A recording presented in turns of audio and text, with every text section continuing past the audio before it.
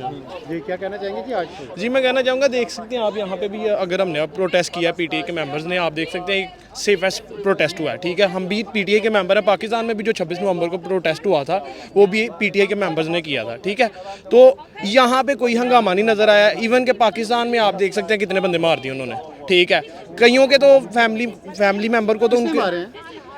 आपको पता, सारी दुनिया को पता है कि इसके पीछे कौन है। सालों से लगे हुए हैं। ठीक है, हमें नहीं पता। आर्मी है, ऑफ कोर्स आर्मी है, फौज है। तो सब जिंदाबाद कहते हैं। ऑफ कोर्स सारी आर्मी को तो नहीं ना कह सकते हम, उसमें जो करप्टेड भीड़ें हैं, ठीक है, जो चला रही हैं अपना दारोमदार उसके ऊपर चला रही है हमारे मुल्क की आमदन से।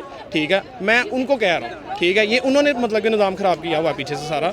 ठीक है, अभी देख सकते हैं जेल में रखा है। इमरान खान को ऑब्वियसली करप्टेड लोगों ने रखा हुआ है। कौन निकालेगा? ऑफ कोर्स अल्लाह निकालेगा, अल्लाह के ऊपर हमारा यकीन है, इंशाल्लाह निकालेगा। क्यों मैसेज हम यही देना चाहते हैं कि अभी यार बड़ा वक्त हो गया। ठीक है, अभी हम यहाँ यूके में बैठे हैं, अभी पाकिस्तान को ग्रो करने देना चाहिए।